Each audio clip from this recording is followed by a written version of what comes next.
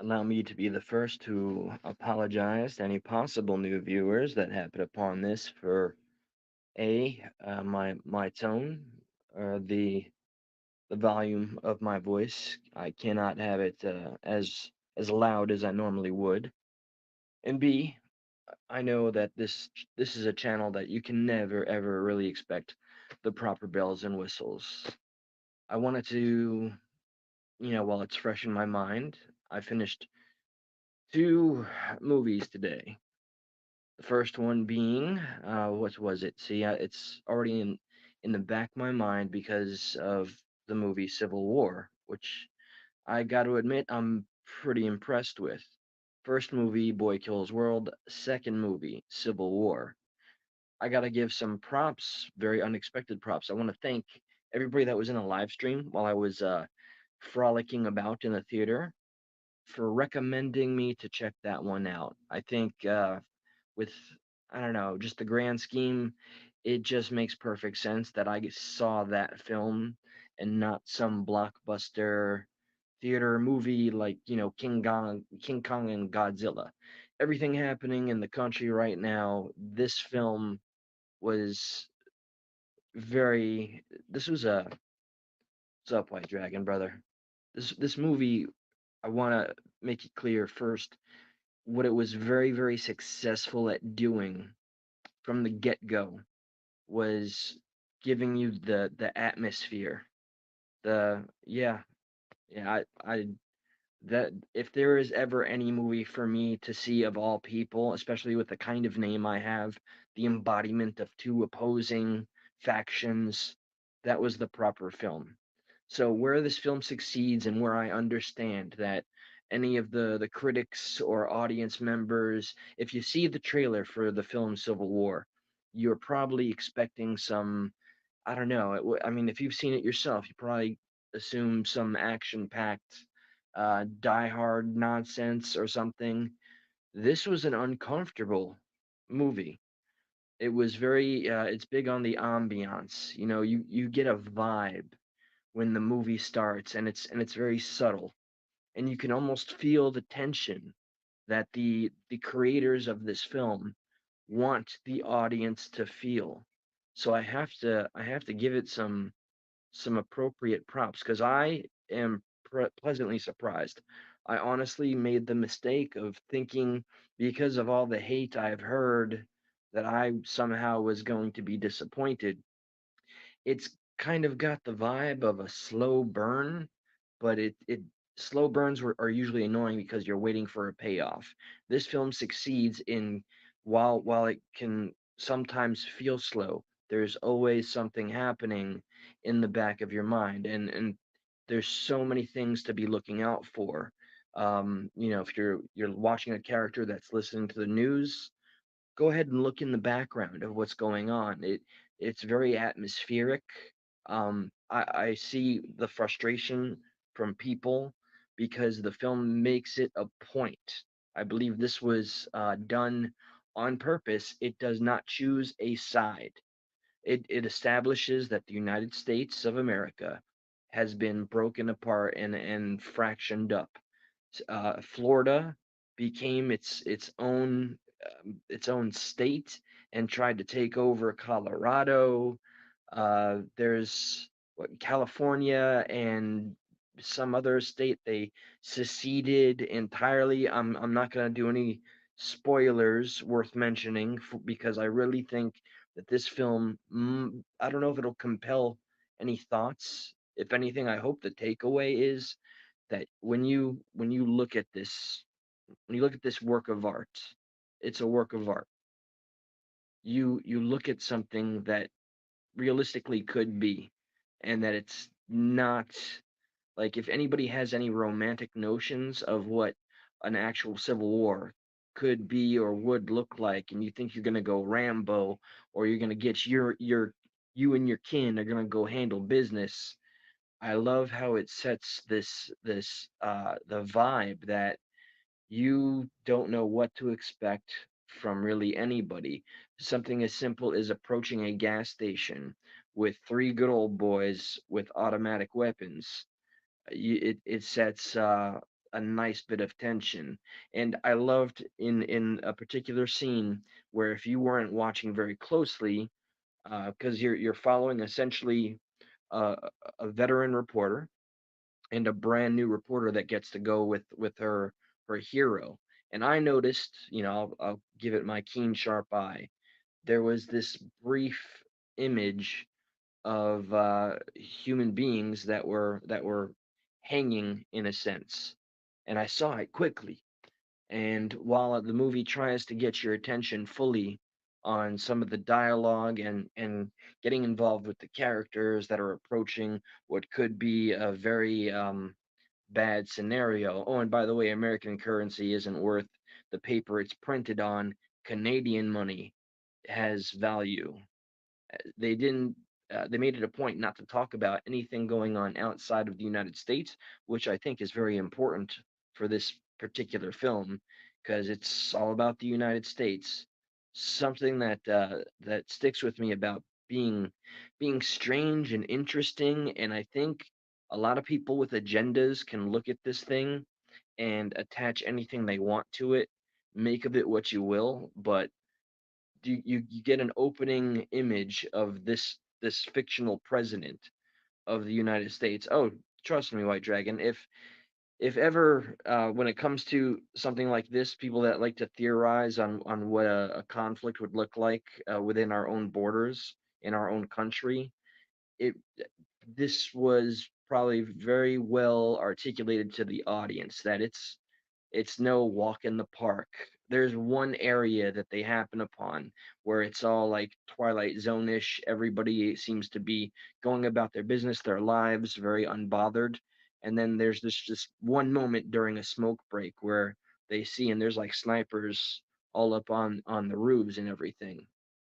So I want to break it down into a few elements. Dialogue is is what's very important with this film on the point I was making about how agendas can be pushed.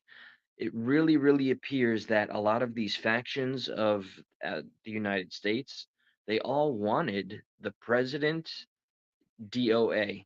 I can't.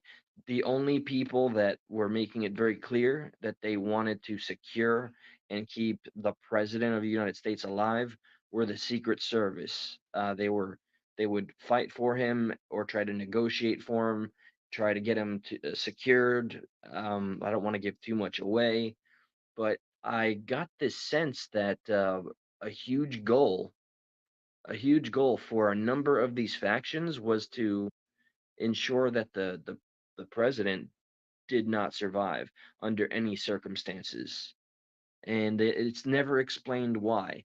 There was two things that are mentioned that you can tie into our real life currently. There was something mentioned about the Great Antifa massacre, and then there was fuck these two people that were sitting behind me. There was something mentioned about something MAGA. So, you know, just give it time. I mean, it's been out since what? April 10th or something.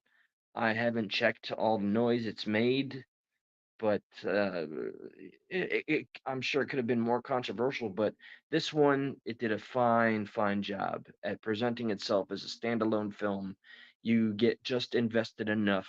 There's one character, if you happen to watch it, that you can pretty much blame almost every bad thing that happens on this individual's absolute terrible decision making, and that's frustrating.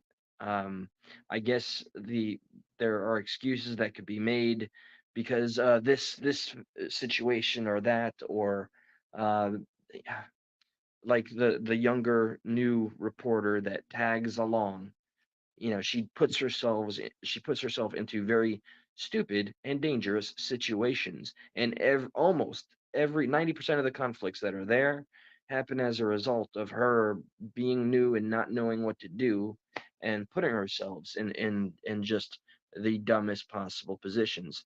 And the film does a unique thing, artistically speaking, where in the middle of action sequences, you're looking through the lens of the photographer, a war photographer, the Associated Press or whatever, embedded press. And during these action scenes, it'll take a snapshot and freeze frame a pivotal moment, and it makes the violence that happens very visceral. It feels very rugged, gritty, and real. And I mean that tells me the film did its job. I mean, you're supposed to, unlike the film I saw right before it, which is Boy Kills World. The violence was over the top gore. It was fun. It was funny. This one takes its content very, very seriously. So I think I would go ahead and recommend this. This is not for your typical viewer. This is not for any action buff. This is, I think, for I don't know. Does it provoke thought? It doesn't present enough information for you to try to put together why we're looking at what's up. Yep, flyby. Hello, back to you, Joko. I I'd recommend to individuals like us to go ahead and check out the Civil War movie by A24. And if you're familiar with A24, they're all about building atmosphere, and it usually has a hint of darkness to it. There's some scenes I loved more than others, but the way it handled violence was very, very well done. You know, it's not the goriest film, but the violence is just so real in its presentation and the way that uh, human beings interact with this violence that otherwise would be absolutely mind shattering. And in some cases, when the violence gets too personal, it just I don't know, it's as close to I guess a realistic depiction of what such a horrible conflict would be. I hope if people watch this, any of these, let me get into my own political agenda, my own bias, these freaking protesters, you know, destroying their universities and taking control over it, playing with fire. They're playing stupid games without understanding the consequences or without expecting the consequences. I hear that arrests are being made and that nothing is stopping. I have to check the news cycle and see if anything is developed and or changed, but I mean, damn, the timing of this is just so perfect. One might even say, what's the term when you are taking advantage of the current climate? Just like that terrible fucking movie Songbird that came out literally during COVID when we were all cooped up. And since we couldn't go to the theater, my dumbass rented it for $20 so I could watch it. That was just a deliberate means to part you from your money. That was a film that was uninspired, piece of shit, nonsense, hyperbolic, mongering. This Civil War does not attempt to fear monger. It I think it will make you want to know what what all could happen or what did happen, but they're answers that will stay unanswered. You will go in mystified, perhaps, but you just have to kind of you pay for the ticket and you go for the ride. You know what I mean? So I want to give a positive score. I don't usually try to be so critical and rate films or dissect them so intensely, but because of the subject content or subject matter, I want to give it an honest, let's say 1 out of 10. I'm gonna give this sucker an 8, and I am a movie fucking diva. Okay, I'm really strict about like what movies I watch and call good. So if you find yourself with any amount of time and the theater is nearby, what's up, BSR? I just finished the whole Civil War film there, and I've given my critique. I'm actually very I'm proud of the people that put this project together. There's always going to be haters and complainers. There's going to be people that like here's what I've heard from the mainstream critics, aka mainstream media, is that we don't know what side is fighting for what, which is so hilarious to me. Of course, the mainstream media would take issue without having the battle lines firmly planted. Like, oh, those are the bad guys, those are the good guys. You have no idea with all these different factions. You are given no hint, no inclination as to uh, who has the right cause, who is fighting the just battle. But as I made it clear earlier, what is made crystal clear is that a lot of people want the president to be DOA, and I won't divulge if the mission is accomplished or not. But I'm very curious, like if there is one lingering question that I take away from watching the film to its completion, it is the ending. Aside from one thing that I saw coming a mile away before the big climax or conclusion, it was certainly like what is the film if it has a goal, if it had an agenda, and I'm hoping that I didn't see an agenda. There was no concise agenda being pushed, which is a breath of fresh air. There is no woke bullshit. So big props to that. Almost makes me want to give it a 9, but I'm too strict on my movies. Let me see. Oh yeah, the Civil War when blacks fought for their freedom. Oh wait a minute, that was white folks. Well, apparently there's another movie coming out regarding that one. But no, well, staying on with Civil War, current, the modern take. Yeah, no, there was one very well done, uncomfortable scene where it's obvious there is I'll go as far as saying, proud American character, soldier, or maybe self-made militiaman. What's up, Angel Wings? Hello. And he's as close as I think the movie came to having a cliche of a character. Thank goodness they picked a fantastic actor, although it was a brief moment. You probably saw it. You definitely saw it in the commercial if you've seen any commercials. This is the fella who's like, "Oh, you're okay. You're an American. What kind of American?" And so, with his, automatic pointed at everybody, one by one by one, he goes down the line asking people, "What kind of American?" So, keeping it spoiler free, I'll just say, when he didn't get satisfactory answers from one or two of the individuals, this man, I guess, stood on business, so to speak. And that led to probably one of the most brutal moments in the film when it shows you the totality of war and how, loss of life is something that comes along with war, no matter what, no matter how small or large the conflict. And I think it was one of the more powerful scenes. It was very well handled. I'll give you a little hint without giving a huge spoiler. We find our very foolhardy amateur reporter that shouldn't have been able to tag along, but for the sake of the story, she had to. She found herself knocked into a huge body pit. Like I'm talking, looking like shall I say, Nazi war film kind of a deal. I want to paint the picture for you.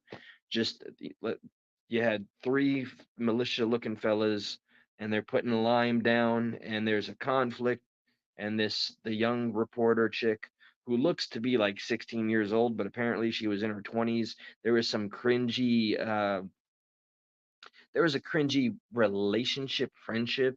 There was a hard distinction to make because the male character was clearly he was supposed to be the cool guy and he was a ladies man, but I don't know, the vibe between he and this very young looking 20 some odd year old, there was some moments where it's just like, I feel kind of uncomfortable just watching this.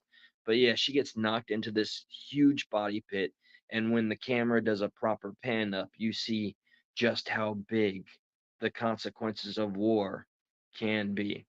So this just, this fills me with a lot of thoughts, given that everything we're finding ourselves as a country going through on a day-to-day basis.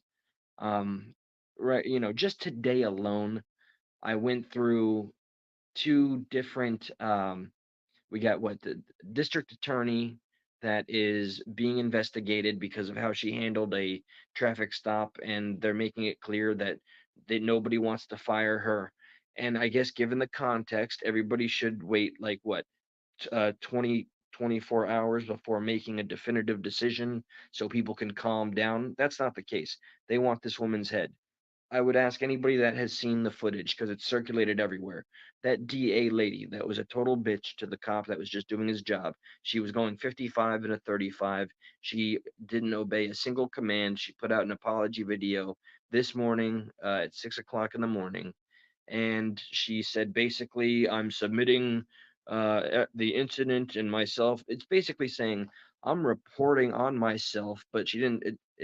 It's not quite like I'm reporting myself to myself. She's like, I'm submitting a report to the proper channels. And so there was a bunch of protesters outside of her office, and there was just one fella. Now I'm just gonna paint the optic, all right? I'm just the messenger, so I don't know. I have no concerns. The majority of the protesters are black. I don't know that this matters, but just telling you the visual, the image of this news piece that I caught. And the one guy, maybe a plant for all I know, was this big bald white dude. And he's the one telling the news outlets and trying to talk to the protesters. She has 33 years of doing good by this state. Nobody should lose, everything or her career over one bad day. That, I hate to say, resonates because I'm a man that doesn't advocate, for cancel culture. And I've already said, oh, I saw the footage. I went off my emotions. I was like, she needs to be disbarred. I mean, look at how she handled it. She called the fucking police chief and literally gave the phone to the officer. She was written a ticket. I don't know. I guess we all have to be the judge. And then there's now more of a guilty party. There's this mayor. I look to my computer because that's where all the goods are. I have to be very transparent for a moment, guys. I'm sorry. I don't know why I have these qualms recently about just doing a live stream from my chair where I can access all my damn footage and clips and show you guys all the context necessary. But there's a huge investigation going into this one bitch.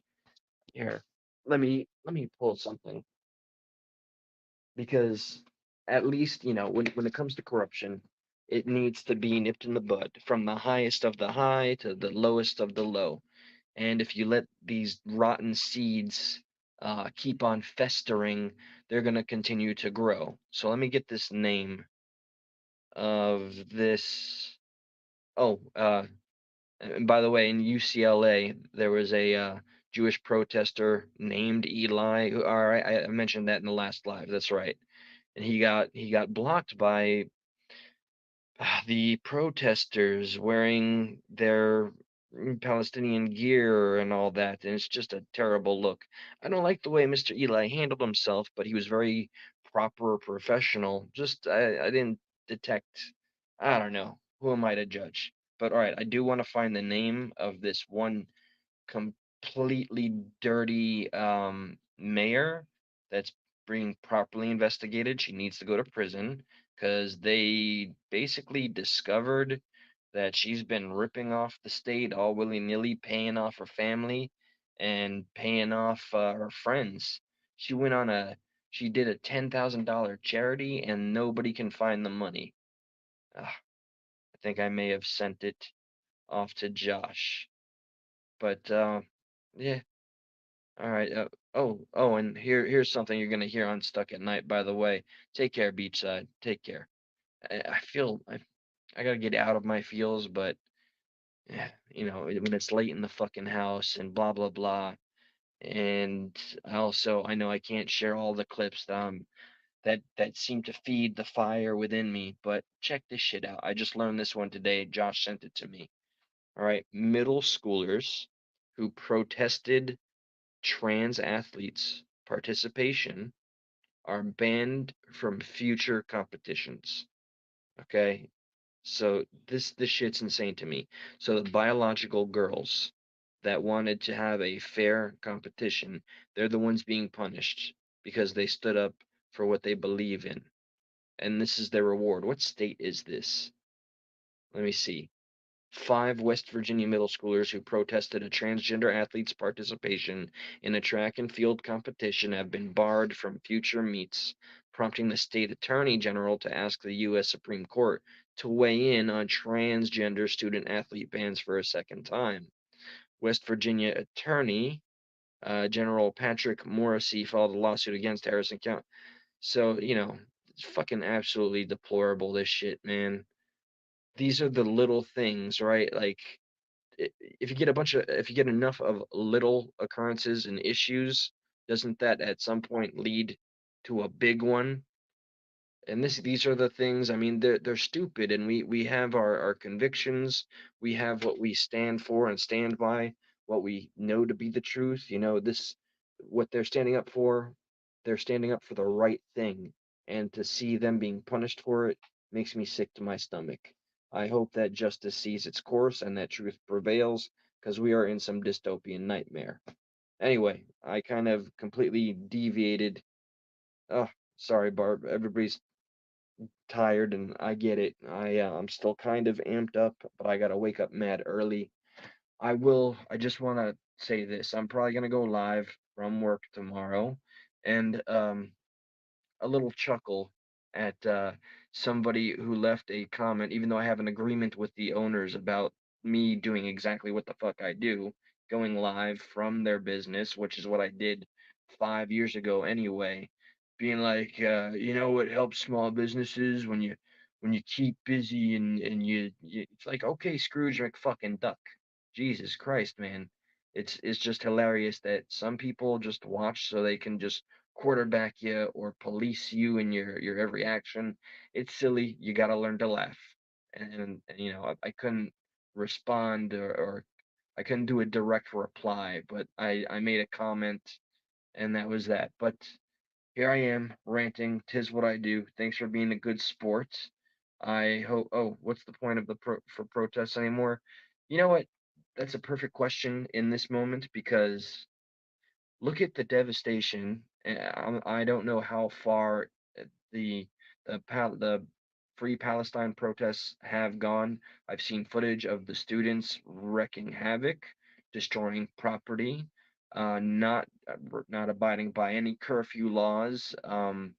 There's this one clip that I really, really want to show, even though I'm using, essentially a fucking potato phone right now. But this is too good to pass up. Let me give this little treat, because I bet you, once you see this, you're gonna question reality.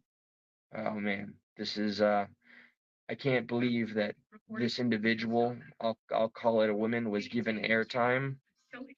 It's such a slap in the face to anybody with common sense. So I'm gonna hold on. I'm speeding through, and I promise it's gonna be worth it. Hold on, good old Dana from StreamYard. Okay, now I'm fast forwarding.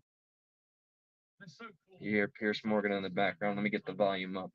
I just want to show you what this woman did on the BBC or Pierce Morgan's show.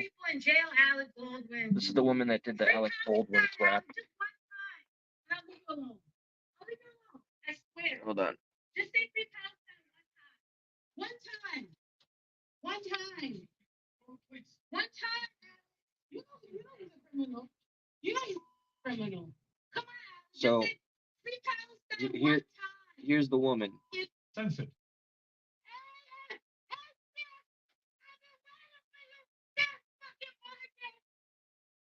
Okay. Not particularly. Can you believe this shit?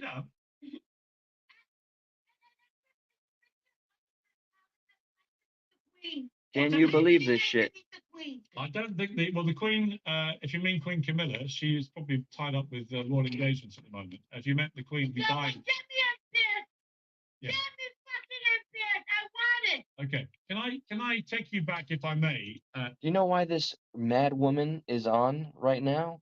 Because she is trying to be a beacon for rescuing Palestine. This is what I talk about when the white knight, not literally, the so-called white knights and the fucking bleeding hearts, the liberals, the panderers, the fucking DNC wearing Kwanzaa gear.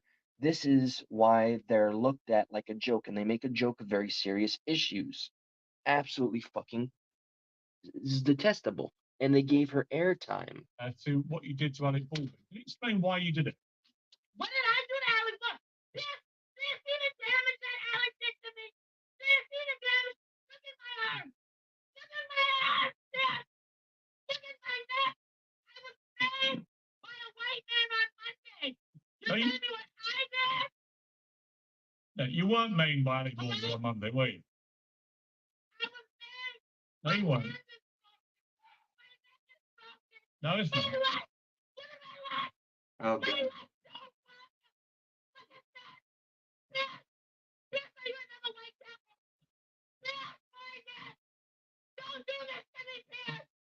Now, I'm certain people are laughing at her, but in all sincerity, like, what good is this gonna do? I find some of the morons that lay in the middle of the fucking road blocking people on their way to the airport to be more helpful to the cause than this bullshit. This is an absolute joke. And I gotta say, like, some of my anger goes to this entire platform for giving it because she's got the clout now. I found her stupid little fucking Twitter or the X, formerly known as Twitter. Here's her whole shit right here. Look, she infiltrated a Blacks for Trump, and this is yeah. Her whole call to fame now is just harassing Alec Baldwin and trying to force him to say free Palestine. And yeah, look, here she is, proud of what she accomplished there, which was absolutely nothing. Nothing. Oh, here's the middle schooler. Um, look here's a biological girl that is no longer allowed to compete because she stood up against the liberal agenda to allow men to pretend to be women and play sports competitively. Anyway, um, back to oh nope, sorry, that's some new live here. Shout out to No More Chis Lies. She is apparently about awareness. She's got a lot of trolls, so let's go to. Oh yeah, and if you want to see the crackhead person, I don't advocate for anything she's done. I think she is a harm to humankind. Crackhead Barney and Friends. Okay, back to the gold, right?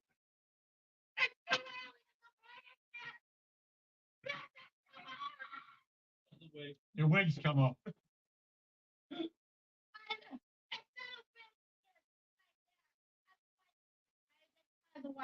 Let me ask you seriously, if I may, for a moment, because you're trying to make a serious point, yes. I presume, with Alec Baldwin. He was getting a coffee. You run in, you call him a killer. I was getting a coffee too. Okay, you decided to. Getting a coffee okay, too. You don't have to shout at me as well. We can have a civilized conversation. I want to know seriously. I wanted to know seriously why you did what you did and what you hope to gain by it. Pierce, Pierce, fucking record. Just for the record, my name is. This fucking trash human being didn't. What's up, V? Good to see you, sweetheart. Always is. Hello. Special hello to you. I miss you, girl. This joke of a human being should have never been allowed to have the platform. No, I'm not going back on the First Amendment right here. I mean, everybody's got a right to make a fucking fool of themselves, but even to attempt to have a moment on a grand platform and talk about the legitimate position she has about the Israel and Palestine conflict. This is what she does. Dresses in a diaper, puts some band-aids on her fucking tits, puts whiteout on her face. Oh, we already know how it goes. I hate that I end up doing right-wing talking points. Fuck the optics here. All right. Here's an individual that's doing whiteface. I thought that kind of thing was frowned upon. So double standards again. And this is, I of course I want to end it, but just wait till she starts putting whatever in her mouth and starts literally frothing at the mouth. This is gonna do no more than doing what I'm doing, giving her attention. But this is This is what is absolutely fueling my fucking outrage with the people that pretend to know what the hell is really going on when they couldn't even have a second of an honest conversation about the conflict. They don't know shit about Hamas. They don't understand what's going on. I don't even think they understand hostages are involved. I am not 100% Israel. I am not 100% Netanyahu's expansion. I also don't want a disproportionate amount of civilian death. Okay, but I do have my feels about what the Quran says about it's okay to lie, cheat, steal, kill from a kafir or an infidel, and to pretty much unalive all the non-believers. And it's I wonder how tolerated this woman and my friend that's been on Facebook all week defending Palestine, who is and he's a homosexual, overlooking the fact that how he and his people would be treated if given the opportunity. Jesus, come on. It's actually just been this morning. Yes, can you say free Palestine for me? I think. Yes, can you say free Palestine for me? If you stop shouting, yeah. I want you to say it. Yes, I'm happy to say. Okay, I'm not going to shout. If you just, Mr. Pierce, if you just keep quiet, I can answer your question. Yes, I'm very happy to say that. I'm never quiet, Pierce. Sorry, you're still talking. I'm never quiet. Okay, try. Otherwise, I can't. Pierce. You asked me to do something. If you don't shut up, I can't give you the answer. Oh my God. Okay, yeah. Okay, I'll shut up for you. I absolutely believe that Palestine should be free. Yes. Oh, okay. And how are we going to do that, Pierce? Give us the answer, Pierce, please. Give us the fucking answer. How are we going to make Palestine free? Yeah, if it was as simple as me. Do it? If it was as simple as me just giving a simple answer now, it would have been done by now. It's a very complicated issue. But let me ask you again. Why? Let me ask you again, seriously, why did you do what you did to Alec Baldwin, and what did you hope to achieve? Alec Baldwin, yes, honestly, yes, look at my eye, look at this, look at this. Gross, dude. I wonder sincerely, this person has a fucking family, right? Like, who's proud? Is she getting phone calls from like real supporters? What like I'm curious as how this all began. Did she just happen to find herself near Alec Baldwin in a coffee shop, and from that she invented this to capitalize on her 5 minutes? What a great misuse of an opportunity to have a serious discussion. One of the reasons why my hope in the generation that is currently growing up is going at an all-time low. You know, since you guys are sticking around for me for just a moment, there's something, I do a lot of reading, do a lot of everything really, but there is, one of my little coveted books, and I will supply that video for anybody that wants to see it. I want to read something, okay? We know this is a great quote that I love. I'm considering even getting it tattooed. I know it might sound cheesy, but artists tell the truth with lies, and politicians tell lies. How's it go? Something to that effect. Artists tell oh, fuck it. You get the point, right? And I see messing that up in my moment to shine here cost me. That's okay. We're gonna survive. So I have a lot of material items here, quite a collection, right? Now, the it's no secret, okay, like Hollywood and other forms of mainstream entertainment, they maybe slip in some commentary, social commentary, or they might even imply some things that are a bit more nefarious. Or perhaps it's an intelligent author that's offering his own means to tell a story, and it's like an allegory or a metaphor. So I'd like to read a script, a brief part of how this famous writer in his own genre believes the world will begin to come to an end. Okay, and if any of this resonates, please do let me know. Get that ink made in the USA. Well, I got to get the quote right first off. It's in V for Vendetta. That's where I learned it in the first place.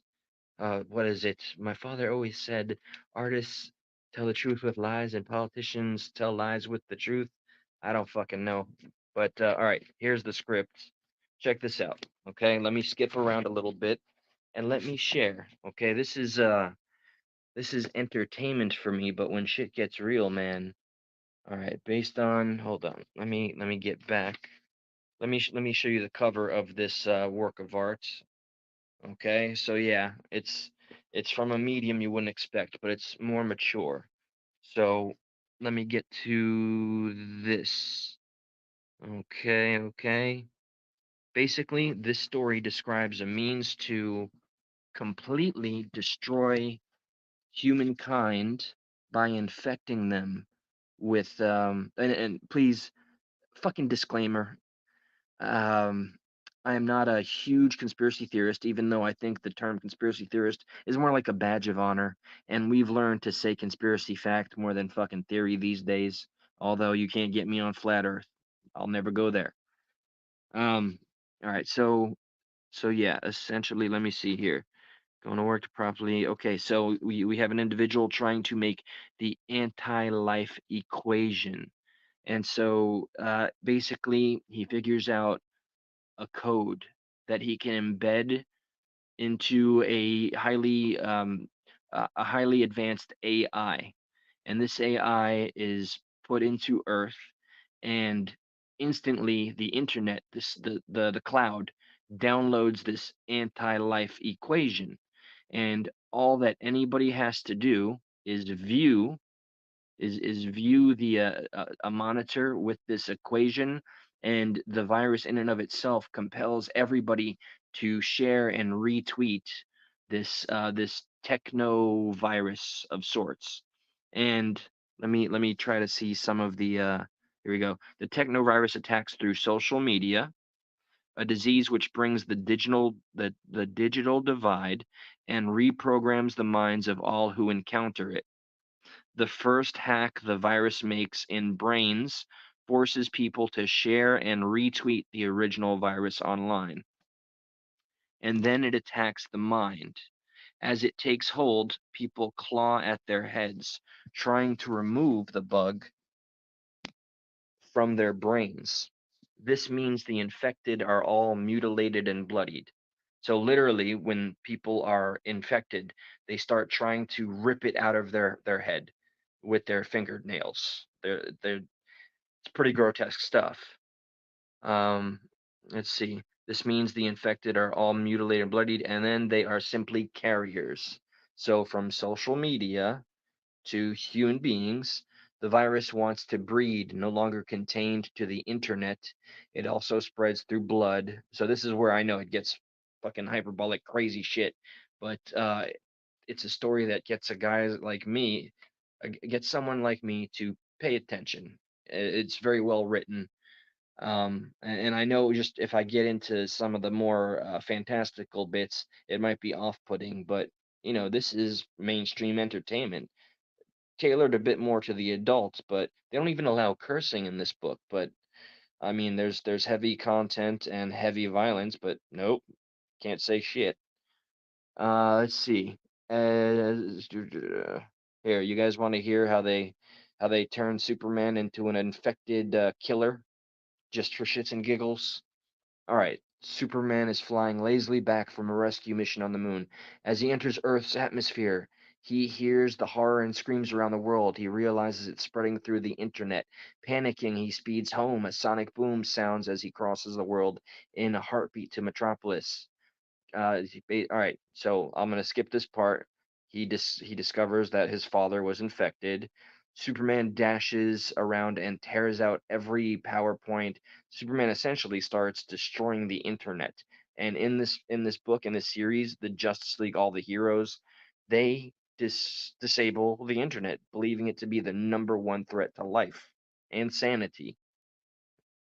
All right, so let me go to here, and they end up having to go back to old school technology using analog radio to put out a message of safety.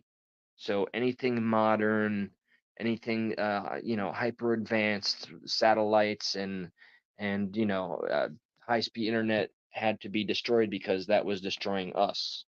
And I can't help but see some hilarity and irony in the fact that social media was the beginning of the bug spreading to the masses and helping destroy 300 million people. You know that funky ass movie written by the Obamas that's on Netflix still currently, which is all about the end of the world? That it's actually very similar. It was some kind of signal emitted, and then everything just started shutting down. That is explain unplanned network disruptions. Hey man, parallels. All right, fiction becomes truth more often than not. This day and age, I just don't know what I can look at and say that shit's just not even possible. So, okay, I guess I just wanted to share that, like there's smart people involved in this business, okay? You got to be. In the age of everything being digital, fucking fine print is a dying breed. You got to be an intelligent person to keep this alive. And the stories they're putting out there, I always see just a little bit of commentary, social commentary of our day to day. And well, that's what I wanted to share. So let me break it down. I did my review on Civil War. If you haven't caught that at this point, please feel free to start from the beginning and watch just my rant about how much I appreciated that film today. It actually disturbed me. I felt very uneasy, and it almost felt like the tension translated from behind that screen and into the theater. I was personally shocked at how many young people went to see this film. I was absolutely fascinated, and it's just I did not expect it. I really thought this would be something tailored more for the older audience, but no, man. And I could hear a little bit, there was enough people to where I could hear some people behind me. It's easy to feel like you're the smartest man in the room, and I try not to make that mistake. I'm an idiot, but some of the people listening to their commentary and their laughter at certain places just sounds so fucking clueless. Aside from them watching entertainment just to be entertained, just some of the quips, man, we are not prepared. I'm not speaking for everybody here, okay? I'm not speaking for the majority of Americans, but I would also assume myself included, the majority of Americans, we ain't fucking prepared for what that movie proposed as a very real and gritty possibility. I've used the term visceral, and I think that word is very good to apply to the atmosphere and the imagery of this film.